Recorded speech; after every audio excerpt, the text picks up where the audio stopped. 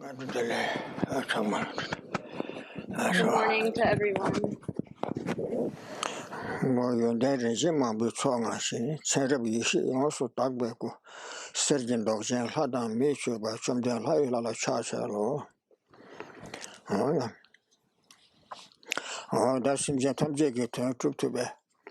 Rani kyan kunshe yonde kundenji kibushitu kibusanje je komando mushine je tobrasha te chedo sanje je komando je tabla tebada samba kombala juba shao nyambe chanju ge semje sembe kone kulon set of December shows oh this ninga to tele samal ya.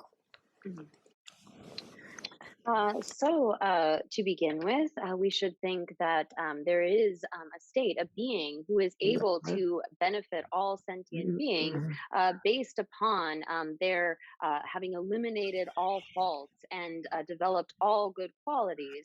And so thinking that I myself want to attain such a state, I am going to engage in the various methods for achieving that, such as hearing the Dharma, listening to it, and putting that into practice. So we should have that kind of motivation held with an attitude of bodhicitta. Oh yeah, tangazu de some dele so. Niba tangzi mabambar ane tabshen kam komja sibale chor mitebas.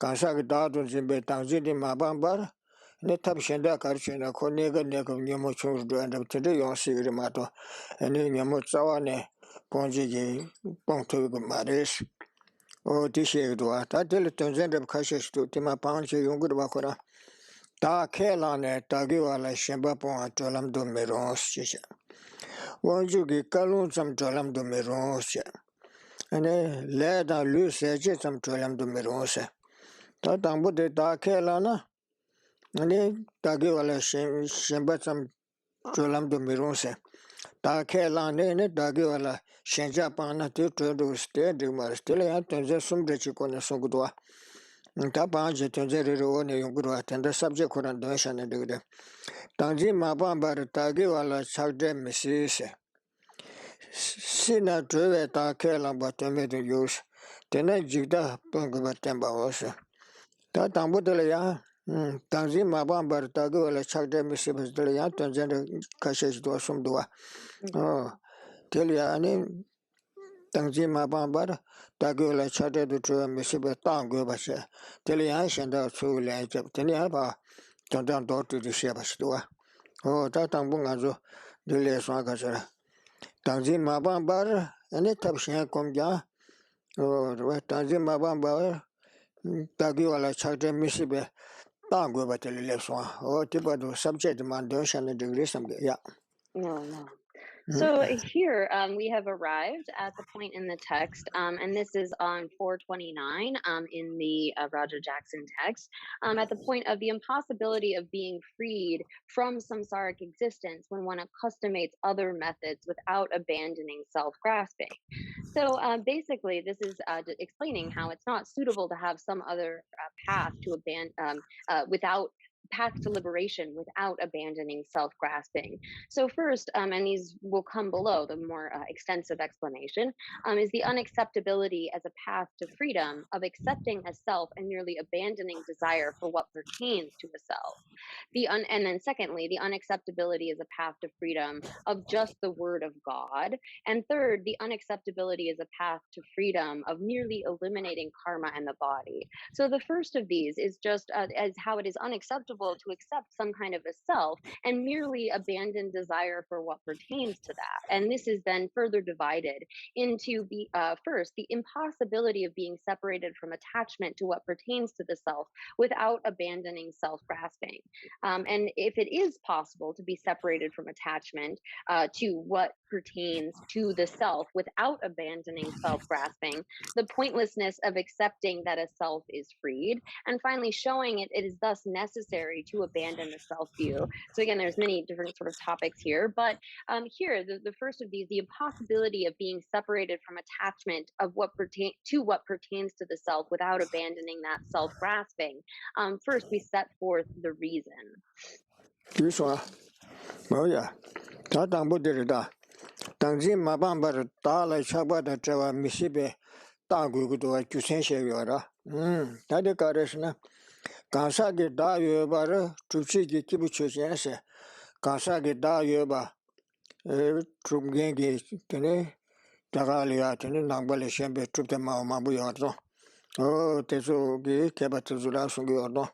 Kansagi da yoba, Tuchi Kibuchese. Tutama to the Soja. Tuta de Mandor bar, Ta yoba, Kelembe, Tuta de Mandur de Pardo, Sora. Tagi wala chakbata medredes, tagi wala ya chakbata trawa sigmares. Nebar dala trubde wangi kya chashi, shemba imbechi, riba kares, ene nebar dala trubde wangi kya chashi, shemba imbechi. Tambolo lenjeli ya, nga samsa nga rangja tube chayu de truban jimba yordo. Ene nga samsa nga ngachi, kange ta chikbata chik tangji lenji yordo. Oh, Yebe Kalia Tanda, Tana Shinganju Sambana Shigores, and the regret to Chile Tennis Samutana Tatabamena, Kiwangashi, Joy Yungumares, Roa, oh, Tension Taran Jatuba, Tagba Chibu Rao, and Azulo Langi, Subjuva Nashi, Res, regret to Gura. Lo Langi, Yebe Kali, Langi, Tanda, regret to be Kibuina, oh, Tenico Karsuda, Tangzidi, Yashuk Rest Tagiordo. Oh, it was Kansa Getayuba, Kelengeya, regret from Gegi Kansa decisions. To get the Mandur Bado, Tagiwala Chaba, Tatra Sigma Resva, Kasa Nebar, to tell one Geta, Klosengi, Ta Rawan Jimbe, Samlu Yoba Mase, and it take Halia, to the one Geta. Rawadu Truban Jishel Hagbado Shenja Basis. Oh, did you lamna? Thought. So this begins then with setting forth the reasoning here. So this is giving the reason that one is not able to get rid of attachment to a self so long as one asserts some kind of a self. So here it says, a person who proves that there is a self of persons will not be freed from attachment to what pertains to the self without rejecting that tenet that there exists a self. So here, and it continues, because even by virtue of the tenet, there is definite attachment to and desire for the self. So here, unless someone gives up the kind of assertion that there is such a self, and we have, again, this innate kind of grasping at a self that is a self-sufficient, substantially existent entity. So in addition to that, there are those who, using philosophical reasoning, kind of add on to the idea of there being some sort of a self. They have this innate sense of there being a self-sufficient, substantially existent self, but they also use kind of false reasoning in order to assert that there is such a permanent kind of singular autonomous self. And so for them, they're unable to get rid of that kind of attachment to the self, because there is, even by virtue of the tenet that there is such a self, there's going to be definite attachment to and desire for the self. That's the sort of reason that proves that one cannot eliminate that attachment as so long as there is a tenet of asserting a self. Oh, yeah, that is Chawadirwa. Nebar Dala Chabani Tagilasha Mende Yursedra.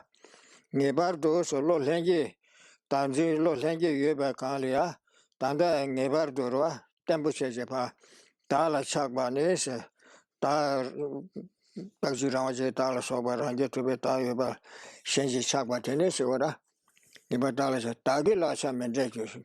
Tagi wala chakshin le soba teda da dra sigma re sungdwa chawa di chilapsana. So the root verse that corresponds with this, it says, one will not be freed from attachment to what pertains to the self when there is definite attachment to the self. So in addition to that innate grasping at a self-sufficient, substantially existent self, when you have this kind of definite attachment, and definite is referring to by the power of tenets kind of reinforcing that idea of a self, then there's no way that one can be freed from the attachment of what pertains to that self. Oh, yeah. That detail did it, Wakasra. Tala Chakbata, Treve, Junia, Tisitu, Yoba, mind this. To tell one guitar, Kelly Benny, Roa, consulted us, Chichense. Tala Chakbata, Treve, Junia, to tell the Mandura, Tisiki Pado, Te Pado, Ne, Tala Chakbata, Treve, Junia, Yoma Rese. Tisitu, Yoba, mind, Tala Chakbata, Treve, Junia, Yoba, mind, Bata.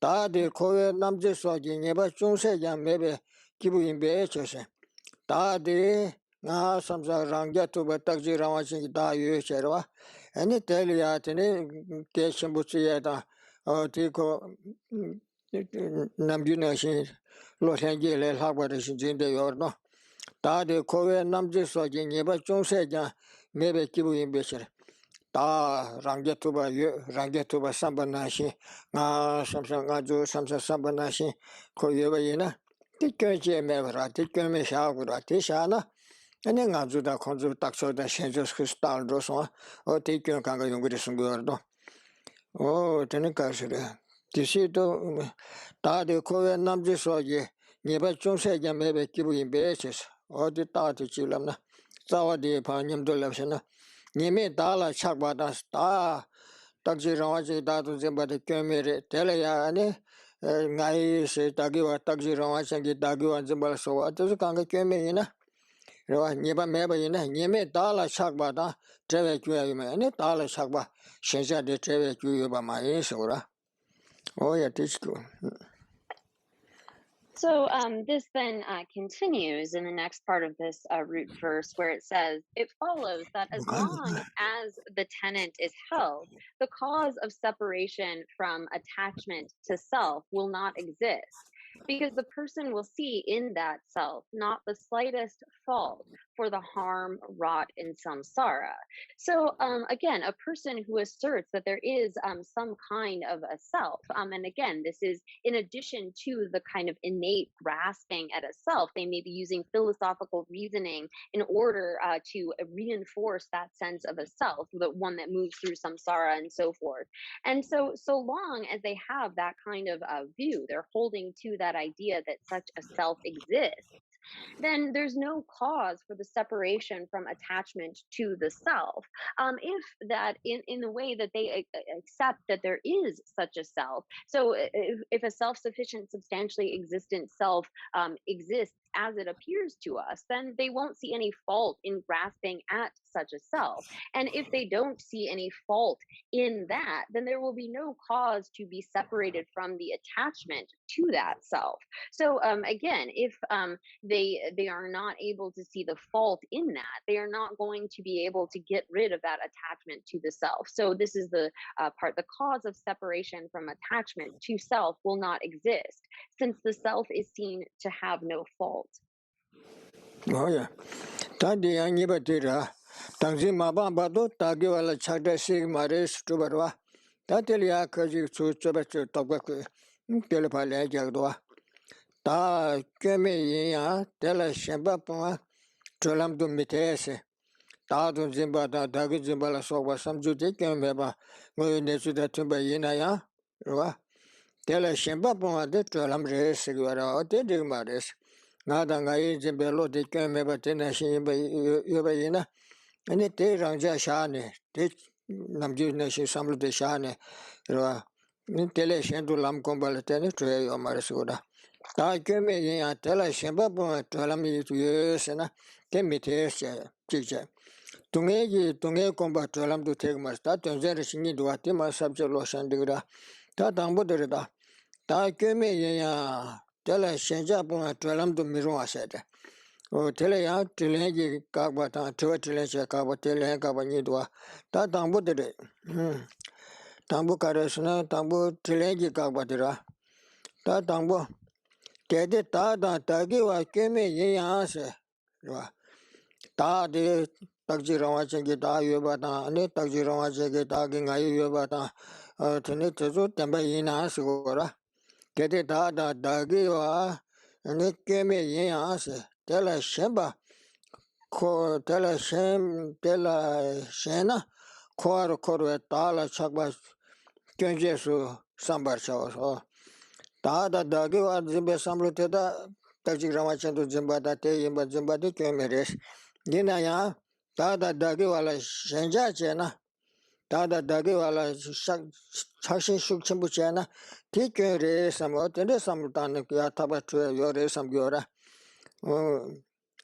Tela Shena, Kore Chinwe, Tala Chakba Kunja, so Sambar Chaos, Tala Chakba de Kure, some Tikom Gores, this is what Sambar Chaos, and I wrote Kajun Devati.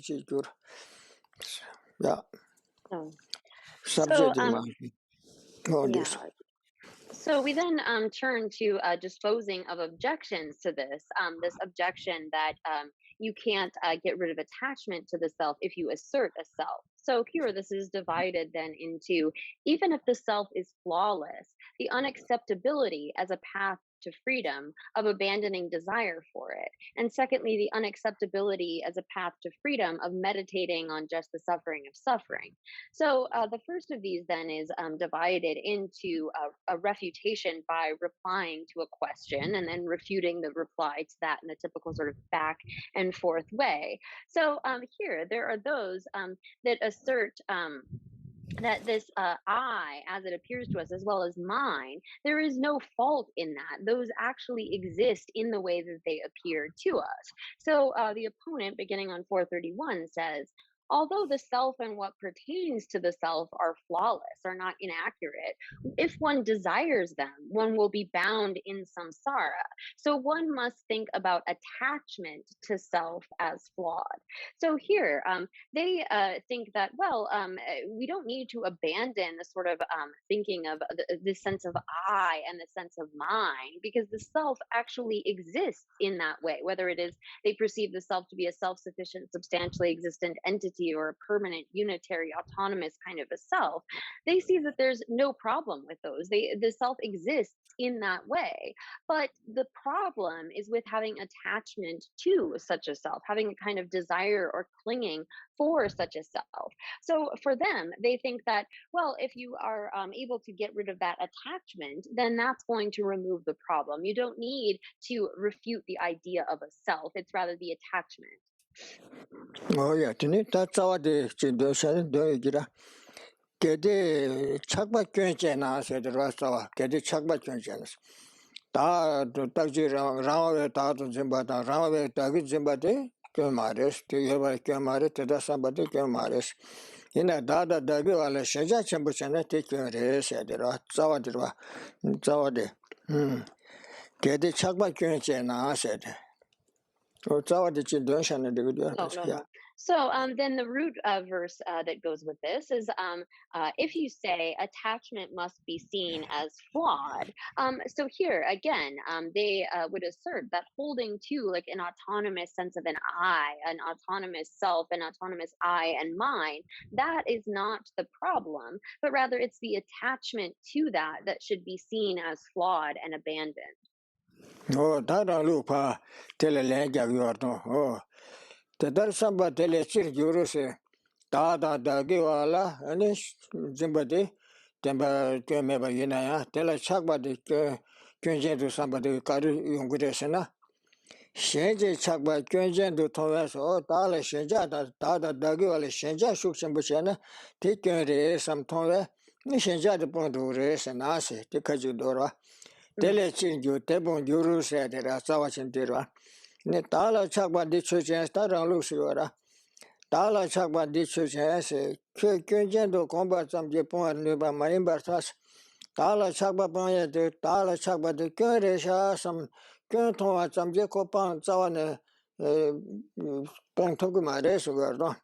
Tala Chakba de Tala Chakba de Church Kunjendo combat some Japon and Marindes.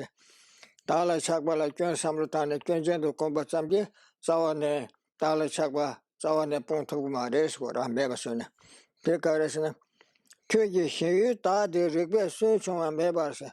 Nga Samsa, someday Nga Rama, Rama, Naiwa Yuba Zimba, Samlutik Meba Inasura, Kuji Shu, Tadi Rigbe Sunchon and Mebasa. Tirigbe Kagio, Marigbe to Gura, Tanda Yoris to Gura. Te keme to trube, kwe jumwe chisa. Nga samsa nga yuwa se te, samlo te, tada dagri jimba te, keme yin samgi wara, te ngone nga temba yin samni, tele tene ko kyo ganga yungu wara. Tagi wala shenji chakba dan yonsa, cawa yonsa de samlo tene yungu dwa. Kiran te keme to sha sha ne, shendaji kwe samlo tanga de peng mara sungu wara. Kyo ye shenye ge tada rigbe sun chungwa mebar ma se, te keme to trube kwe jumwe chisa. 다데 다다기와 라와 도케메도 주발테네 네 다다다기와 착바도 용거레서 와라 차바탈세 유텔라 연데다 께 통화 제선 데와 데바다 타와 소포아니스 유텔라 연데 통에 착신 뻔하다라 연데 통에 착기를 대방구여도 께 통화를 때네 초알아 소바도 용거레 대방구여도 네 유텔라 연데다 께 통화래 통화게 제선 데네 대단 될네 대왕게 데바다 타와 소포아니 콘도다 착 가소래 도샤다 콘도 용거도 착당 용거라 어디 착당 보아니 지다르 소아다게 껴에 대다 유텔라 마토에 보아 인게서 유리야 네츠티나시 템바 마레 삼네 게하고네 뽕고레 마도 시르지 세만 된바 추다게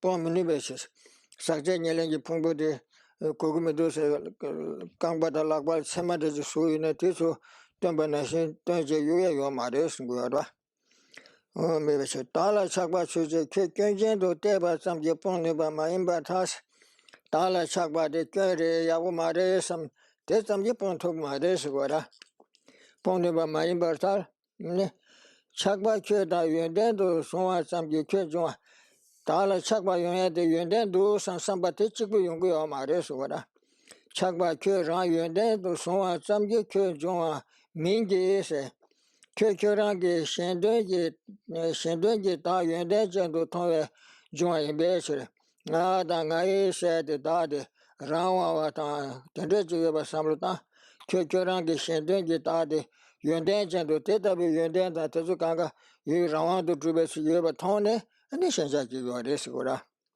통해 중앙에 배치 빼나 창라 착바 쉐지 바제 라속베 견도 통야 창라 창망보 통 라시 자리자 아니 밀레 견세 소소 남미 미팅 바샤 견 용구에 바 하고고 어레데 초진에 코 견지데 통고여라 이나양코 창그 로디 신부 여 삼제야 텔레 차는코 양자 통구리 신자 매바 소토 마레소라 갑갑 텐데 삼나 이나야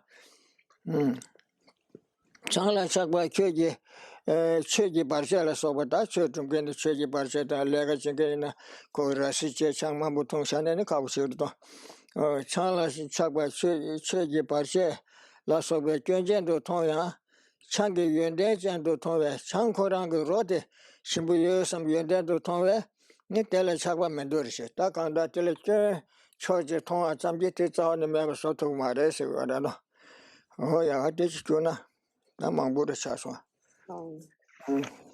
나 어디서 차소 So here again, when it comes to abandoning desire for the self, or getting rid of that, our assertion then with Gyaltsab J, it says, it follows that this attachment to self cannot be merely abandoned by meditation on it as flawed, meaning on the attachment as flawed, because that self that is the object desired is not eliminated without the objects being confuted by reasoning.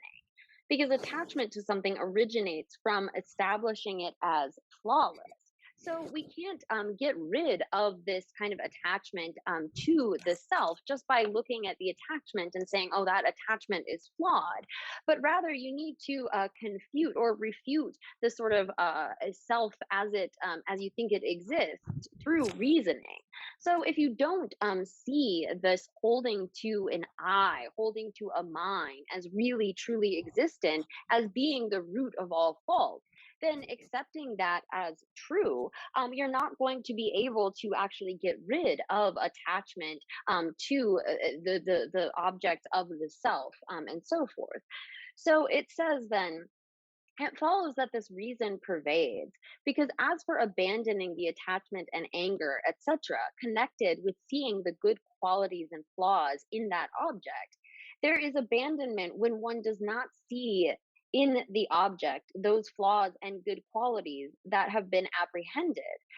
So here we are able to get rid of our kind of attachment and anger towards objects by recognizing that they don't really exist in the way that they appear to us. They don't have those kinds of qualities and faults in the way that they seem to. And it is by that kind of uh, sorry it is by that kind of like reasoning and logic that the attachment to something is abandoned, or anger towards something is abandoned. Here one does not abandon the kind of flaws of attachment and anger just the way that we pull out a thorn. It's not like you can do this in the way that one pulls out an external thorn from the body, but rather it is by reasoning and logic, recognizing that the object does not exist in the way that it appears to us, that we are able to get rid of that kind of attachment. So again, we can't. It's asserting that we can't remove this attachment by just viewing it as flawed. Going to the next page, it says, it follows that attachment to self cannot be abandoned merely by its being viewed as flawed, because attachment does not originate merely when one apprehends attachment as having good qualities.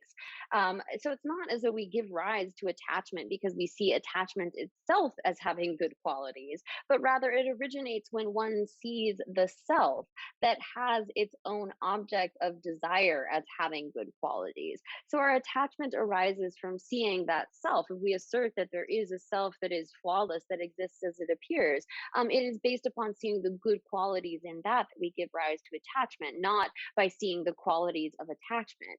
So, for example, one may see attachment to liquor as a flaw that interrupts the Dharma, but since one grasps the taste of liquor as good, one will not reject attachment to it.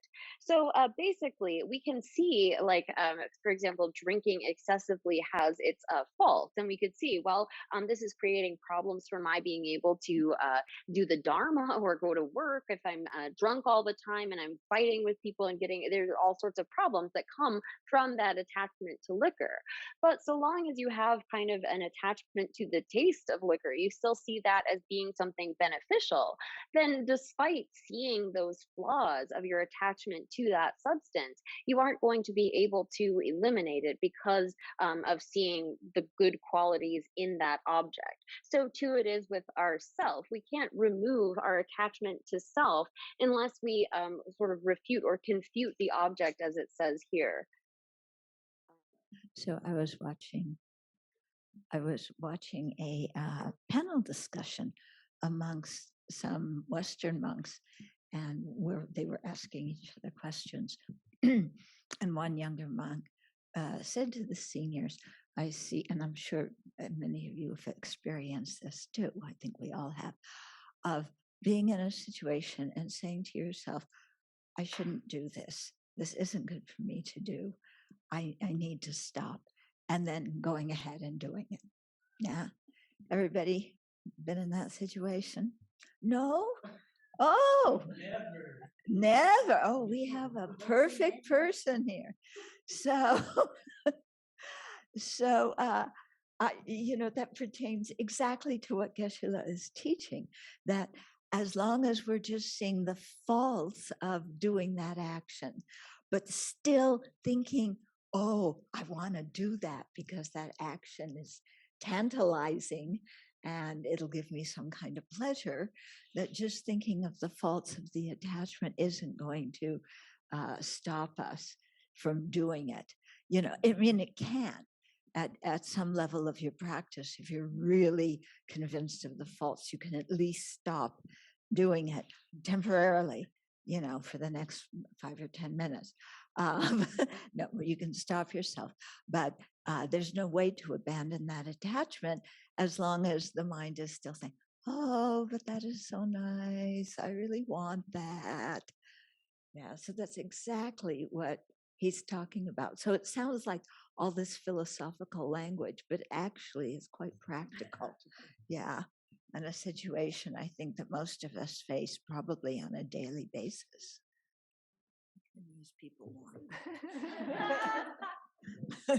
Okay. Just, yeah.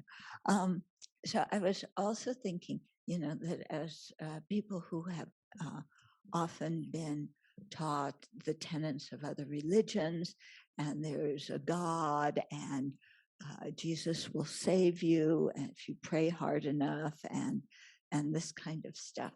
So then we become Buddhists, and we say, no, I don't believe that anymore. Okay.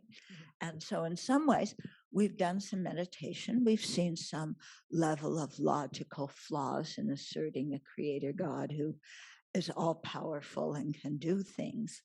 But then when we get in certain situations, a relative dies, you're in danger, something like this, then because the mind hasn't completely refuted that idea of somebody external who's going to come and save you in your life, then when you're in a dangerous situation, what do? You go back to what you're familiar with, what you learned when you were 4 and 5 and 6 years old, because that's been implanted in the mind, and we haven't fully penetrated, using reason and logic. And when I say, and His Holiness he always talks about reason and logic too, it doesn't mean just intellectually knowing the argument. See, that's the thing. As soon as we say reason and logic, we think of, you intellectually know the object, like when you're in college and you learn something and you just have to tell the teacher back what they already know, because you intellectually understand it. And that's not in Buddhism what is meant by the power of reasoning. It's something that actually is quite penetrative and really changes how you think in a very deep way. It's not just knowing the words, but we have to start out knowing the words, knowing the reasoning, saying that to ourselves, and then again and again looking more deeply in our own mind and seeing where we believe the opposite of the reasoning that we're telling ourselves. Okay, because we have an incredible ability to believe one thing down deep and say another. I was thinking another situation of what he's talking about. Okay, you're in a bad relationship. Anybody been in a bad relationship? So this relationship is not doing me any good. It's not doing the other person any good. It's the way we're relating to each other is not healthy, and we need some space. Okay, so that. But on a deeper level, your mind says, oh, but this relationship brings me some kind of security. Oh, it's not perfect, but I really have this need of security, and I don't want to be on my own, and I don't want to have to go through the mess of a breakup. So I'll just stay with it, and we'll work it out, because deep inside, we really love each other. Yeah, do you know that argument? Mm-hmm. Yeah, and we will overcome it. It'll all work out.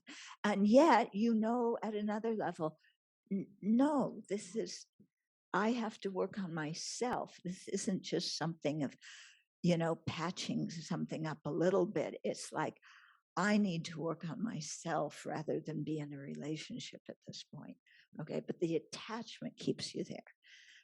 So this is the same kind of thing. If we know on one level one thing, but because we still have attachment, in this case to the security of the relationship or to some idealized thing that, yes, we are what is it?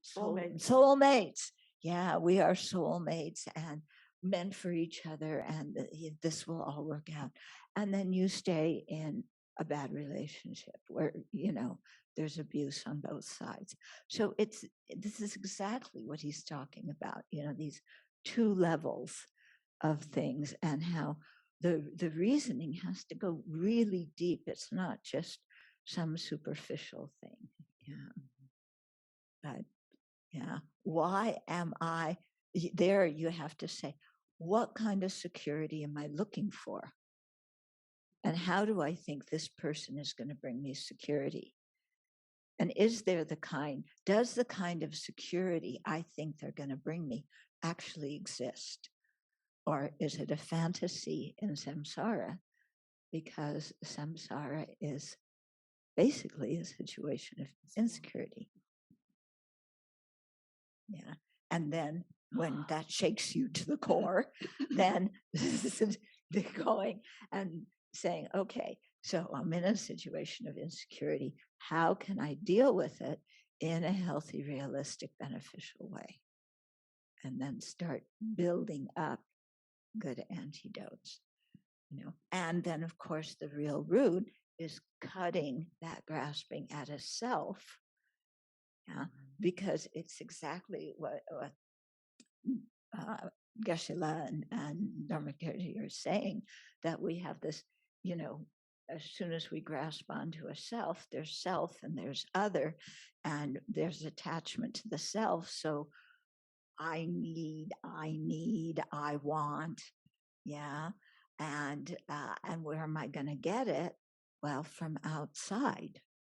And so grasping people, objects, ideas, situations, promotions, whatever it is. Okay. So now questions. So concerning the proof of omniscience in Jackson, page 396. Oh my goodness. It says, what form might the syllogism take as a 5-part parartha numana? I don't know Sanskrit. The answer is ask someone else. Okay. Are there any logical or phenomenal factors that might render this syllogism unsatisfactory in some way, yet remain consistent with hardcore Buddhist doctrines? Okay, maybe. Yeah. I mean, I can't get my page number back, but basically the argument of omniscience is that the mind by its very nature is empty of inherent existence. So that means it is not inherently defiled on an ultimate level. And on the conventional level, the defilements are not in the conventional nature of the mind either. And so they can be overcome. Why? Because they are based on wrong conception, okay, based on the grasping at in this text, it's a self-sufficient, substantially existent I. In the Prasangikas, it's an inherently existent I.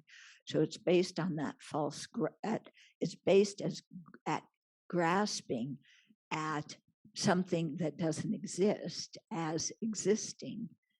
And when we're able to refute that not the I in general, but an inherently existent I, when we're able to refute that exists, then the ignorance that holds such a thing as existing disappears, and all the afflictions that are based on that ignorance also can't arise.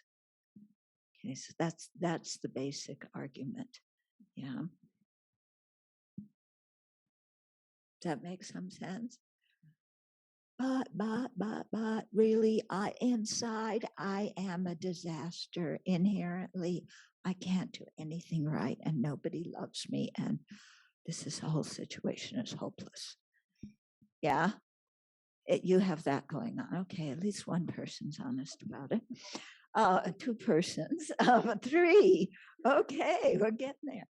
Yeah, so all that kind of very horrible self-talk about how deficient and incapable we are is based on grasping an inherently existent I. Okay, so why is that grasping unrealistic? Okay, because that is seeing the I as something that is independent of all other factors, that exists in and of its own self, and it's such a contradictory thing, because on one hand, we see it as permanent, immutable, it doesn't change, that's who I really am. But on another hand, it's a controller that's going to control everything too. But of course, in order to control, you have to change. So you can't be permanent. But that doesn't matter. To the obscured mind, we believe all sorts of contradictory things. Okay. So, as long as we hold the self to exist that way, then all this criticism of it, because it's not meeting our expectations of how we should be, that's going to continue to be there at some level or another. Okay, we start out refuting that by looking at that self-talk and saying, is it true? Just on a conventional level, is it really true that I am totally incapable? Come on, we look at our lives, we're very capable of doing all sorts of things. Yeah. Is it true that nobody loves me? Okay, we have cats around here. They love us. I think the people love you too. And I think, yeah. And then you have other people and friends that love you too. So that means that you are lovable, okay? That those people aren't total fools, which is another thing we tell ourselves, oh, somebody loves me, they're really a jerk. But no, come in, give him a break. So, so you start out refuting those wrong ideas on one level, but then the real way to go deeply is really to say, well, what do I think about this self to start with? Yeah, how am I holding this self to exist? And if I'm thinking, and you can get in touch with that feeling, like when somebody says, you idiot, what's the feeling inside you of I? Yeah, is it nice and relaxed and peaceful? No, there's an I that's going, well, you're telling me I'm an idiot. And then either saying, you're totally wrong, or you're right, I really am. Yeah. But look at how we're holding that I to start with, as it's looking as like something that's totally independent. Yeah. And, it inherently is an idiot. That's it. No redeeming qualities, no possibility to change. Everything is frozen. Okay. Now, if everything were really frozen, if who we are is frozen, then first of all, we couldn't be having this discussion. Because having a discussion means that we're changing. Yeah, we're changing. So if the self is changing, it can't be something that's fixed. So then this idea of this fixed self that's independent of everything else, we can begin to see that it really does not have a valid basis. Yeah, we're believing in a boogeyman. Mm-hmm. Okay, so we have to kind of start seeing this on a more superficial level and eventually go deeper. But just you can begin to notice the different ways in which we wrongly perceive things and yet believe what we perceive is true. Okay, take a QAnon follower. Sorry if anybody online is a QAnon follower, but if you're a QAnon follower, you really believe that stuff, and there's people going to the hospital. They want to take the, how do you say, ivermectin, and they're demanding to be given the horse dewormer for their COVID. Yeah, and they believe it, and they go to court. to get the doctors to have to give them that, even though the doctors are saying, I can't do that because it's not illegally, the FDA hasn't approved it for that. And personally, I don't think it's going to work. But those people really believe that. Yeah. Now, is that true? Yeah. Well, they've done studies and they found that taking the horse dewormer does not cure your COVID. So technically, if we are reasonable people, and we see something and we find evidence that contradicts it, then we give up our wrong view. Okay. But when we're really entrenched with that wrong view, and we not only think the wrong view is right, but this is the thing Geshe was talking about, the base of the wrong view is really good, that the horse medicine is really good stuff. Yeah. Then until you refute that idea and until you get yourself to a point where you're ready to accept contradictory evidence to your belief, then you're going to continue to believe that. Yeah. And then you experience the results of what you believe. So, again and again, it's easy for us to look at QAnon people and say, oh, but we need to look in our own minds at all the false stuff we believe, and how that affects our life. Mm-hmm. So this whole idea about this self-sufficient, substantially existent self, I have now a new curiosity. The inherently existent self is just so subtle because it's just so in there. Yeah. This is a practical, wise way in which to get to that, looking at that object of negation, is to really look at how this appears to the mind, this self-sufficient, substantially existent. I find much more when I think about how I run my life that there is a manager who's running the show, that there is a controller that's running the show. And try to find that seems to be, I don't want to say more accessible because it is coarser. So as far as going through the different meditations on emptiness, from the permanent, unitary, independent to the self-sufficient, is that a very practical way to kind of get to inherent existence, or do you kind of have to go to the inherent existence and just figure that out? Well, they say if you negate the inherently existent self, you've already negated all the others. But I think personally, it very helpful to start with the grosser things, and especially this one of a permanent, partless, independent one, because that's what we learned as kids in Sunday school. And that one, is going to keep interfering at some level unless we really can dismiss it. So here, especially the permanence.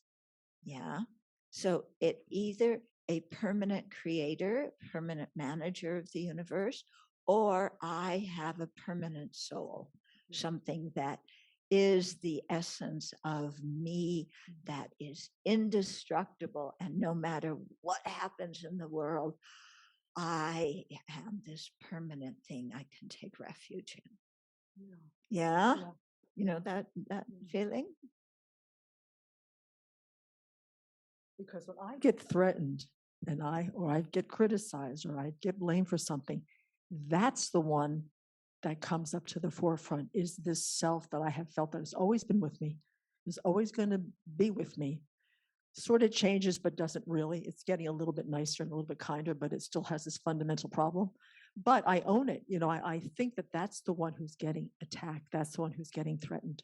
So for all the years of studying the Dharma, being raised with that soul being the essence of who I am, and that it had an inherent flaw to it to begin with, then when I get angry and I get attached and jealous, that's the response. It's coming from that place of permanent, this is who's getting threatened. Right. So that one probably isn't just the permanent, partless, independent one, because the permanent, partless, independent one is only an acquired view. That one's not innate. So it's self-sufficient. it might be self-sufficient, it might be, but below the self-sufficient is the inherently existent one. Okay.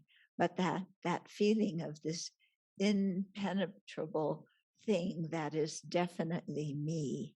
And engages the world and has things happen. And so these different levels of grasping at the self can be coming up at different times, and we're more cognizant of sometimes than others, which level we're operating. And the one where you just described is very much what Geshe is talking about now, of when we have grasping at the self in the terms of self-sufficient, substantial, existent one, we're dividing the world into self and other.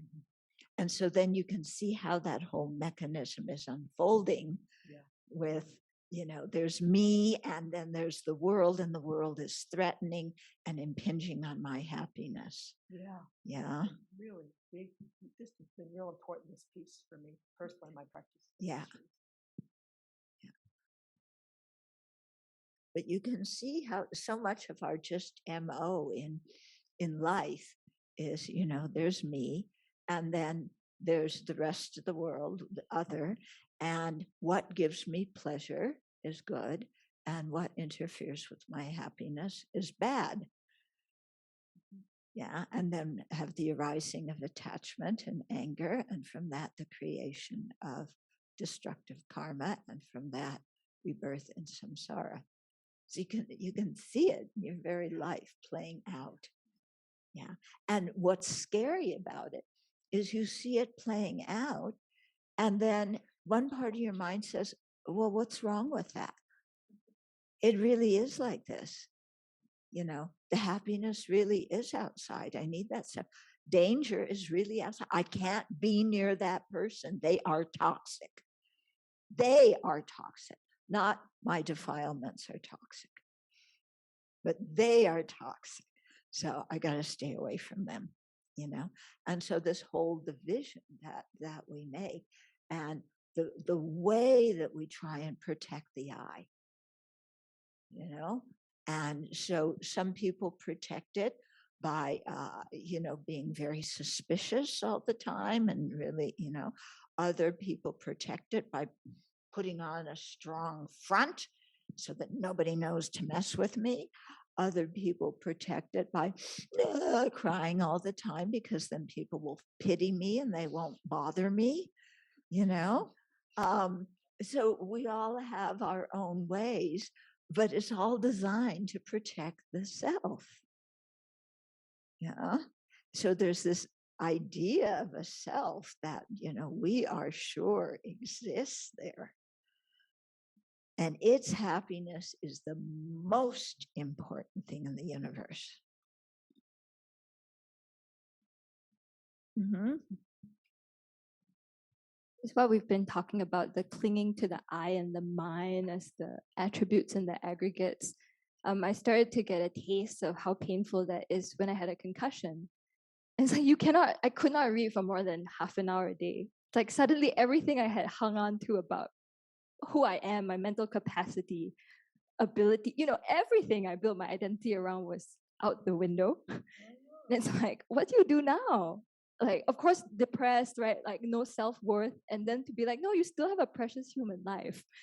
And working the Dharma, coming back to a Dharma view. But I think if I didn't have the Dharma, I would have dug myself into a very deep hole right there because of everything I hold. And it was a good preview for future sickness and aging as you lose your capacity, period. Everybody does, and then you die. And so your identity was based a lot on intellectual stuff and reading and knowledge. And then you have all these athletes and movie stars whose identity is based on athletic ability or physical appearance. Yeah, both of which are going downhill.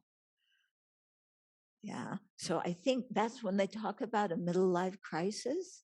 I think that's what is going on, is when you realize, oh, everything I was hanging on to as my identity, I'm getting old and fat and flabby, and I can't do what I used to do. And people don't pay attention to me like they used to.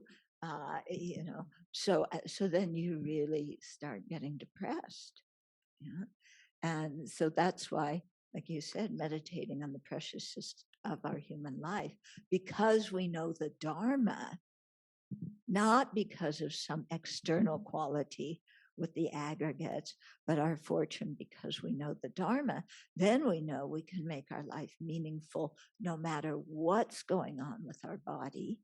And even if our mind, you can be a happy, kind, senile older person.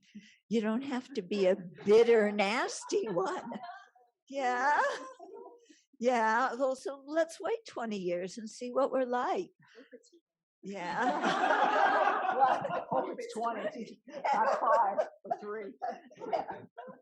Okay, so what did I just take? Yeah. Yeah.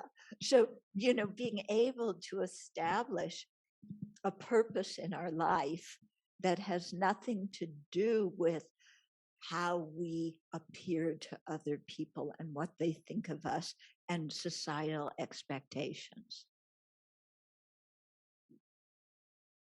Yeah. And so it's really recreating a whole value system when we practice the Dharma. Yeah. And I'm going to be completely happy when my body's falling apart and I can't go work in the forest and my freckles look like I have smallpox. And I can't, and my skin looks like my grandma's, that she reminds me of. And I can't remember what I just said. But you can still have a kind heart. And you can still, read the scriptures, even though you may have to read the same passage again and again, but something's going in and you can still practice at some level. And in that way, you feel like your life has purpose and meaning, which I think my feeling is maybe I'm just speaking as an individual, not everybody feels this way, but for me the real thing of being happy depends on feeling like my life has purpose and meaning. Okay. And Dharma is saying your life has purpose and meaning just by how you use your mind. You can follow the path by using your mind. You don't have to be the most popular, good-looking, athletic, artistic, blah, blah, blah, famous person, in order to be worthwhile. This is relating to what we were just speaking about, related to the verse at the bottom of 428, where he talks about when there's self, there's recognition of other. From the part self and other, you'll come into contact with the, basically attachment and anger. And I was relating that to the meditation on equalizing and exchanging self and others. On equalizing, yeah. And it seems, that's one of the methods to generate bodhicitta. And I thought, wow, that's really getting at this exact thing. So can you talk about how those relate? In that, could that be another way to approach emptiness? Okay, the reason that method for generating bodhicitta is usually regarded as superior to the 7-point cause and effect one is because it involves it's going towards emptiness, and it's going towards seeing things as merely designated. So yes, I think that definitely brings in the empty aspect. But it also shows, in fact, I was just thinking about this, that the difference in the bodhicitta of somebody who is a new bodhisattva on the path of accumulation and somebody who is on the 8th ground, who has eliminated all the afflictive obscurations, which includes the grasping itself, and the difference in their bodhicitta because of eliminating the grasping itself. And because one of the last graspings at self to go is the grasping at my liberation, and that's the one that is the more subtle form of of self-centeredness. Yeah, we usually talk about, grasping at my computer is, and my this and my that, my friend, my chocolate. We usually talk about that as being self-centeredness too, which it is, but that is also the attachment to self, So, yeah, it's not just self-centeredness. It's really based on the idea of attachment to the kind of self that we've grasped as existing. So you have to work with that first, and then you find there's still some subtle grasping at self, maybe not as an inherently existent self, but you've tasted, liberation, and, you really don't want to have anything to do with samsara again. So that there's the attachment to our own liberation, which is the more subtle kind of self-centeredness. And that's why our teachers start us out at the very beginning of the path, all about bodhicitta, so that we keep planting those seeds of bodhicitta in our mind stream, even though it's just by words and constantly generating it, and it's fabricated, contrived bodhicitta, but still it's planting those seeds, so that then when we get to the point where there's this temptation of, all these sentient beings are too much. I want out of here, and I don't want to have to deal with them again. And my liberation, my samadhi is so great. I love the bliss of samadhi. We have deep seeds already planted in our mind from hearing about bodhicitta for so long. Yeah. So don't put down the effect of planting seeds in your mind. It's important. Okay, online question. So this person says that there appears to be a contradiction in the teachings about how to achieve omniscience. So she says, according to the teaching, obscuration to omniscience, which are the cognitive obscurations, cannot be removed by just wisdom of emptiness, wisdom realizing emptiness. Bodhicitta is also needed. Bodhicitta, is also needed. And then she says, yet on the uninterrupted path where abandonments are done, the Arya is directly meditating on emptiness. Okay, so this text is not written from the Prasangika viewpoint. Yeah, Dharmakirti, was in general not a Prasangika. So, according to the outline of the path from the Prasangika viewpoint, you need the bodhicitta because that enables you to accumulate the merit that strengthens your realization of emptiness. So we need the two parts of the path, the method aspect and the wisdom. The method, to accumulate so much merit, which enables your wisdom realizing emptiness to cleanse even those deeper and deeper levels of defilement and stains. That's where the bodhicitta comes in, to create that kind of merit. But the cognitive obscurations themselves are eliminated by meditating on emptiness, like that person noted. Okay, so that, the wisdom realizing emptiness is the real thing that cleanses the mind, but it needs a support, and that's where bodhicitta comes in.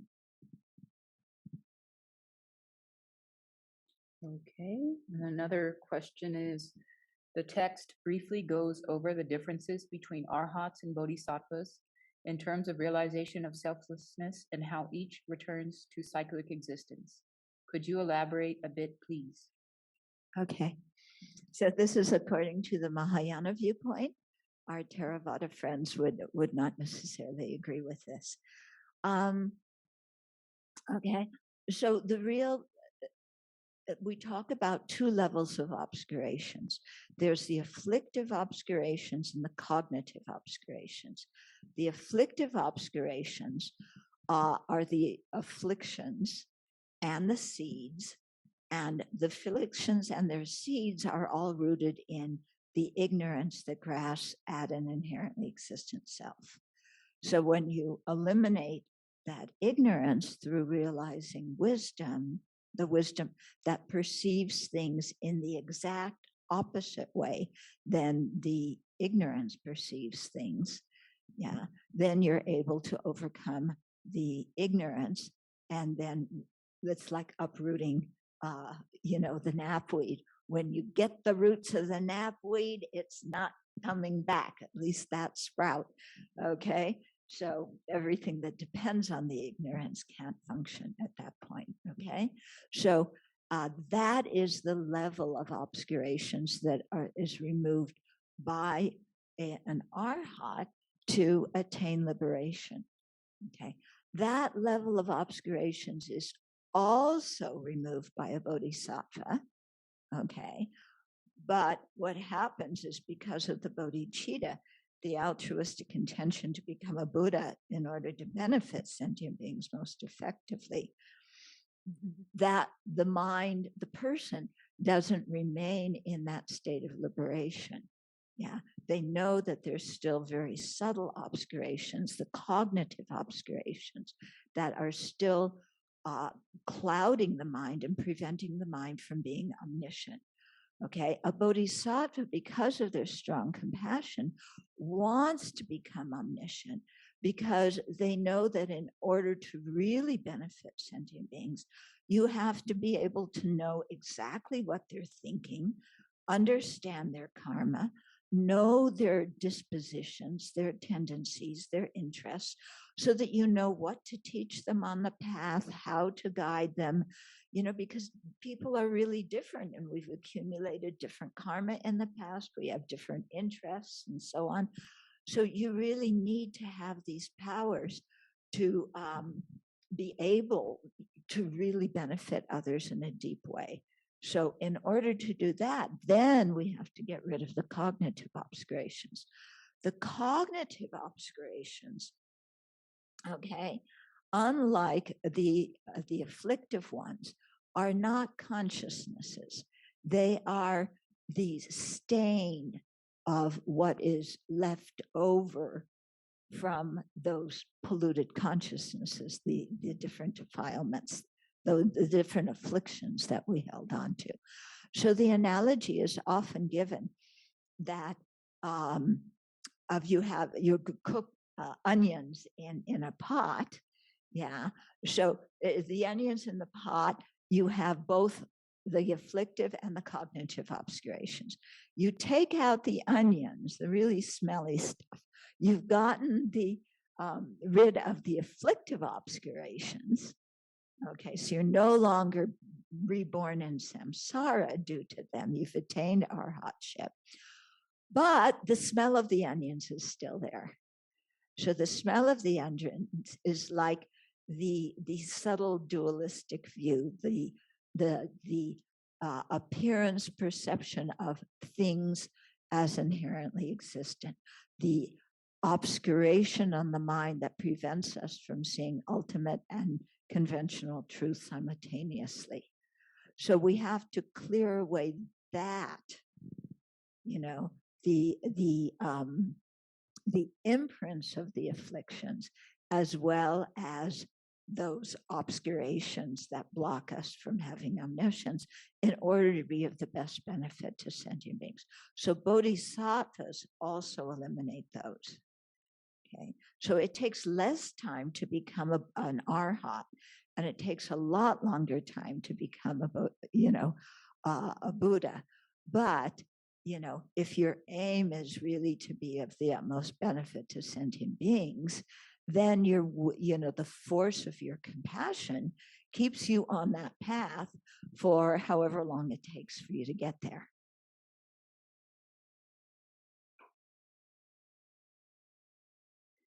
If mere conception of self is not self-grasping, then does it mean ordinary sentient beings who have a mere conception of self can perceive the merely imputed conventional self?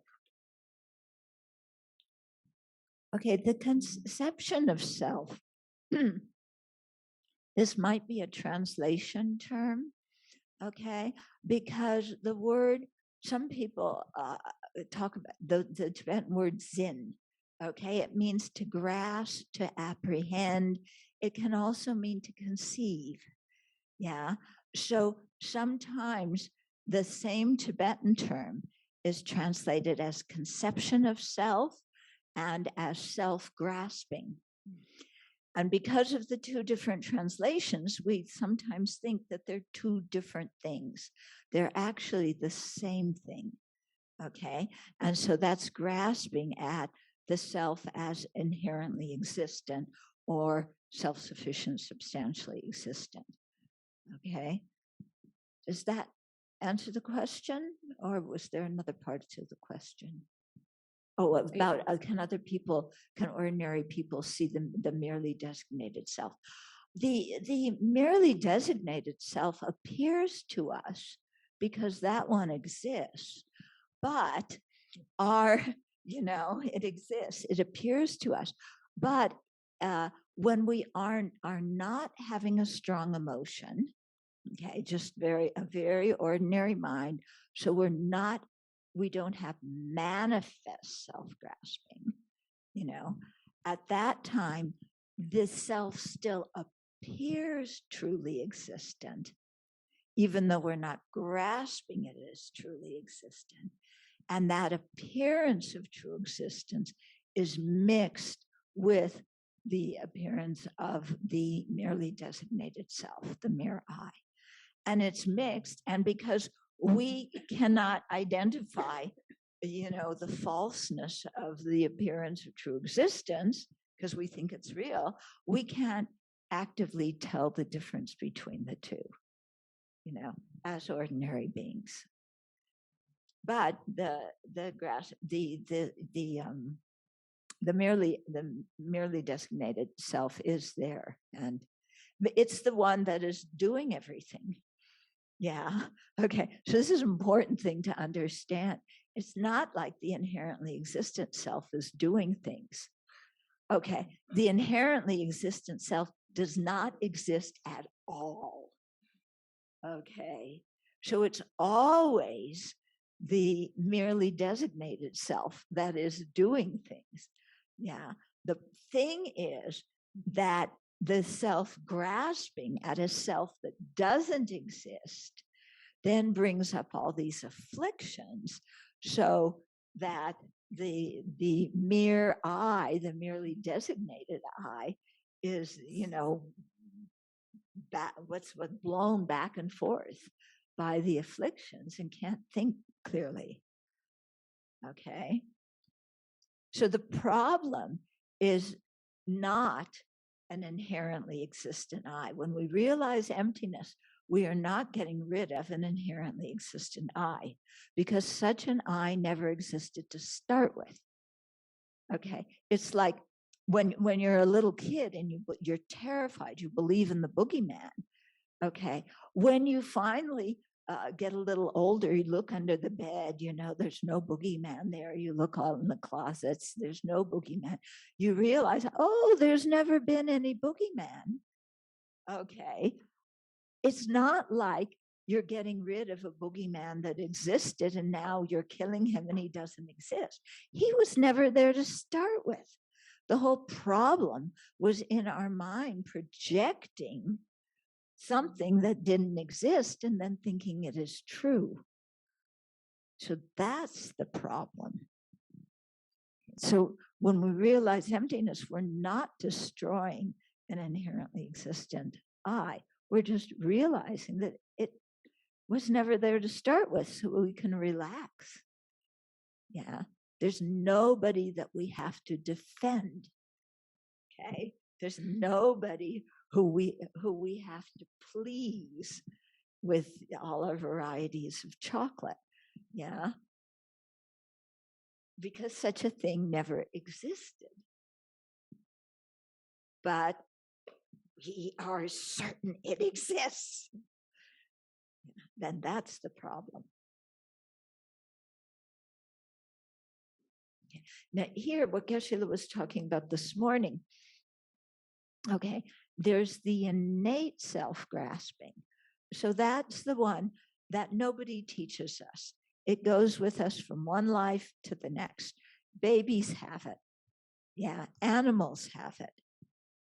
Yeah, the kitties, the turkeys, the deer. I mean, you see, it's the same. They think about the self first and grasping it. There's a real me. And, then of course I have to protect and so on and so forth. Okay. So that one goes with us from one rebirth to the next. Yeah. Automatically, autopilot. Yeah. Then on top of that, in this life, we can learn all sorts of wrong philosophies that fortify that self-grasping. Okay, so here's where our intellectual beliefs are very powerful in guiding our life. And these are acquired beliefs. We learn them in this life. So I think it's better to translate them as acquired. Sometimes they're translated as intellectual beliefs, but they're not just, we think intellectual is just up here. So that is not such a good translation. But, you learn, oh, there's a real you, like how we are socialized in this country. Yeah. From the very beginning, you have to be a unique individual. This is how we're brought up. Yeah. Even as infants, our parents, this baby is so special. They are a unique individual. They don't wake me up at 3 o'clock in the morning. They wait until 4 o'clock, and so we're taught we have to be a unique individual, that as one person, we are important because, I am I. Yeah. And so we have this whole idea of a self that's also constructed in this life. Okay. So, you have patriotic Americans, I am a patriot, and excuse me if I can use the example of Southerners, our cause was lost, but it was a great cause, and I have to defend the Southern way of life, and make that continue to exist. And it has nothing to do with slavery, but it actually does. But, we don't understand that. We don't look at that because we are proud of our heritage. Every group has that, don't they? Yeah. Whatever group ethnic, racial, religious group, there's a pride that we're taught to have, because after all, nobody wants to be second class. Everybody wants to be the best. So my religion is the best. My race is the best. My nationality is the best. Americans, we know that. We're the one superpower, who has the power to mess up the whole world. But we're the one superpower, and we do mess up the whole world. But, we are proud of, stars and stripes forever. Yeah. And we're going to die for the flag. You want to die for a piece of cloth? So, we're raised with this. So this is all the artificial or the acquired self-grasping, where we form all these different identities. And then as soon as we have those identities, there's what is me and in my group, and there is, those people who, they look different from me. Yeah, we all have noses, but I don't care about that. And we all have the same human form. I don't care about that. But the fact that one small attribute about us looks different, then I don't know. Can't trust them. Yeah. So and so again, attraction, aversion, karma, suffering. Okay, so that's all stuff we learned. And that is what is so prominent in the US right now. If when you read the newspaper, people, one group criticizing the other group and and it's all over acquired identities. So I'm not saying that there's no oppression of certain acquired identities. There's definitely oppression, okay? And we need to do something to correct that. But it's the grasping at that causes so much pain. When we assume that identity and I am oppressed, and nobody understands how oppressed I am, and they just said these things that really shook me up. I'm kind of amazed at sometimes what people now see as insults. Yeah, because it doesn't register on my mind that would be insulting. But it was very interesting. I finally understood it. The other day, when somebody was giving a BBC and talking about Venerable Thubten Chodron used that example of being on a train and the train is headed towards death. Okay, what do you guess I thought of? Auschwitz, the Holocaust, because that's exactly what was going on in the Holocaust. They put you on a train and you were going right to death, and you usually knew it. And I thought, I bet most of the people didn't react to that analogy, but for me, I didn't even think about it. A train going towards death, there it is. Okay. And so then I understood, okay, all these other people, it doesn't mean that to them. They grew up with a different cultural background than I did. Yeah. So of course there's going to be things that are sensitive to them that I don't know about because I didn't grow up that way. And that's where we need to give each other space instead of thinking, well, why don't you see things the same way I do? Don't you know that metaphor, don't you know that's offensive and painful? And no, nobody meant any harm. Yeah, so we don't need to get so defensive about all these different things. Yeah.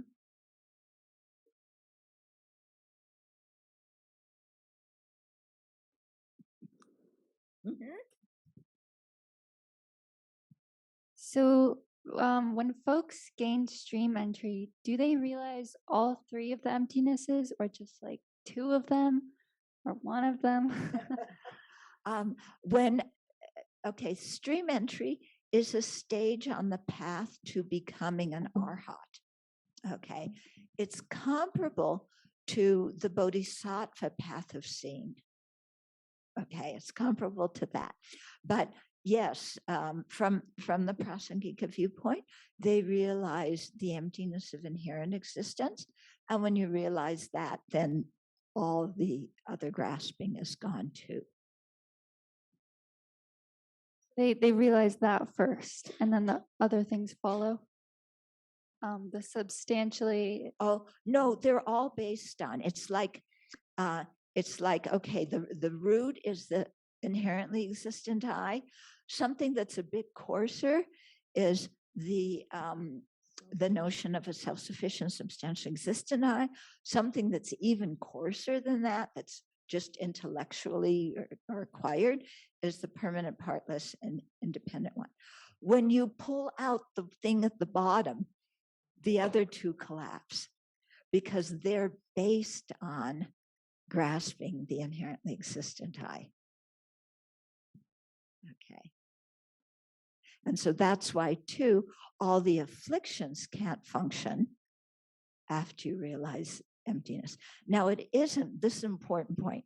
Sometimes we think all I have to do, realize emptiness, have some feeling in it, instantly, kaboom, all the afflictions are gone. No. Okay. We've had the afflictions since beginningless time. They're kind of, would you say, well rooted? So it's not just you realize emptiness one time, or you get a feeling of emptiness, or you get a feeling for something you think is emptiness that actually has nothing to do with emptiness. Yeah. So it isn't that you have that and then everything is perfect. It's a whole process of meditating again and again and again and again, gradually cleaning the mind. Okay. It's like if you have a really dirty cloth, filthy, dirty, filthy, it's been in the mud and with every, what is it? Tea and spaghetti sauce. What? Motor oil. Motor oil. Yeah. Motor oil. The rust stains, the stuff, the resin from the trees that we get, the sap. So it is like really. And so when you wash it at first, you get one level of dirt off, so one, you realize emptiness at the beginning, one level kind of, you see reality and one level kind of fades, of the afflictions fade away. But you have to keep meditating on emptiness. And, like you have to keep washing the cloth and you have to, really scrub it and really stay with it to get all the filth off of it. So it's the same way with using the wisdom realizing emptiness to cleanse our mind stream. So don't, the realization, they say, brings about incredible, even inferential realization. It really, changes you. But that and being totally free from any grasping are very different. Yeah. It takes time. Yeah. Would the self-centered thought be based on a substantially existent self? Actually, the way they talk about it is the answer would be no, but another way of looking at it is if we talk about gross and subtle self-centeredness, the very gross self-centeredness would be based on grasping inherent existence or grasping self-sufficient substantial existence. But like I was saying earlier, the deep self-centeredness is the one that isn't based on grasping an inherent existence. It's the one that says my liberation, my nirvana is more important than anybody else's. Okay, so it's slightly different. Yeah, but like I said, the difference in your how you're diminishing the self-centeredness, it's going to be very big between when you haven't eliminated the afflictive obscurations and when you have. Yes.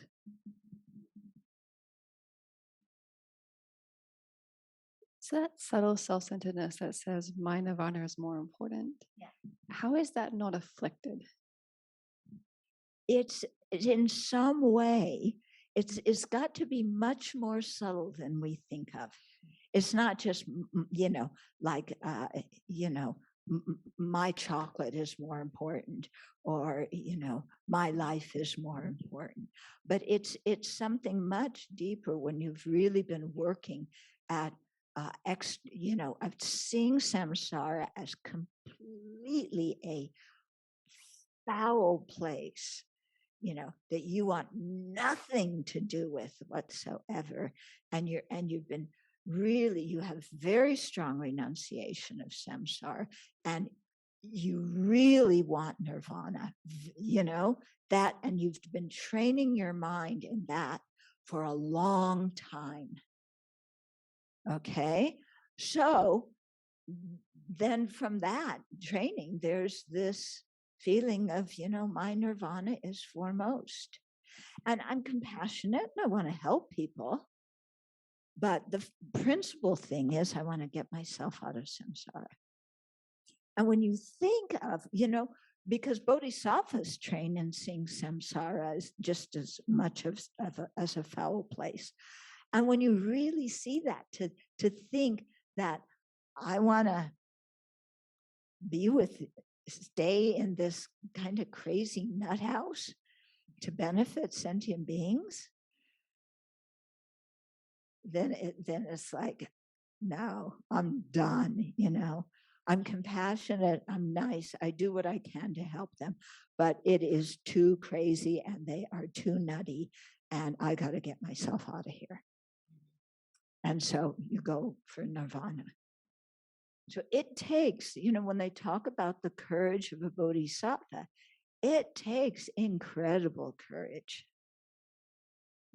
We think people going into battle have courage. From according to Shantideva, those people are very foolish. They're killing people who are going to die anyway. Yeah. Why are you killing other human beings? They're going to die anyway. And what good is it going to do for you? It's going to get you a horrible rebirth. So from a Buddhist viewpoint, that look at.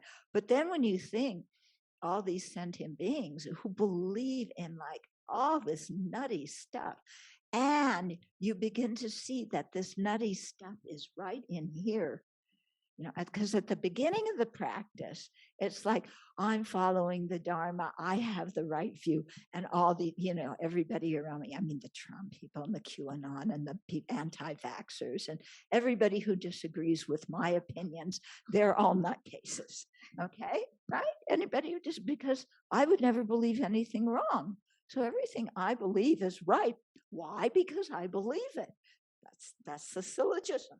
Okay, so made perfect sense, doesn't it? Yeah. So everybody else is wrong. Then you begin to realize that the level of nuttiness is not, QAnon and anti-vaxxers and stolen election people.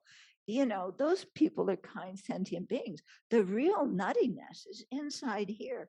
When I grasp impermanent things as permanent, things that are foul in nature as beautiful, things that are suffering by nature as pleasurable, things that don't have a self as having a self, and that I think that all that is true and I live my life according to it.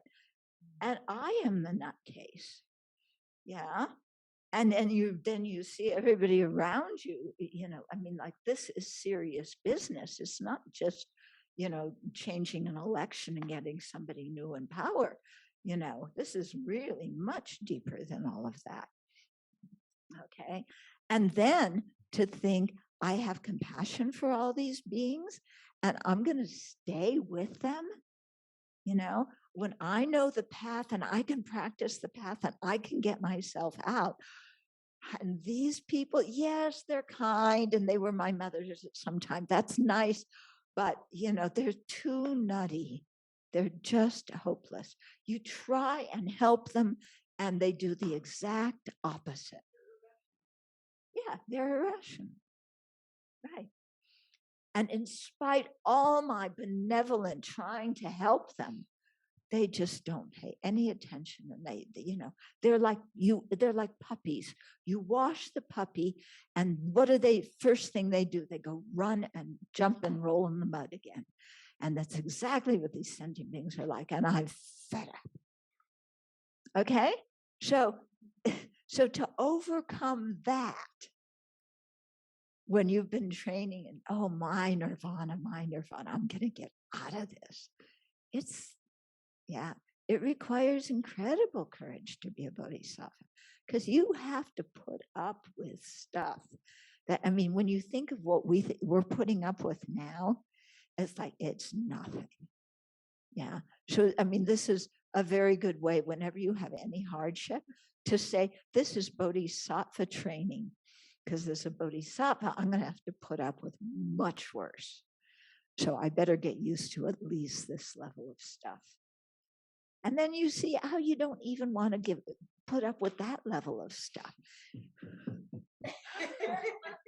why didn't you tell me you were changing the schedule? You know I don't like being surprised, and you should consult me when you change things. You know, you nitwit.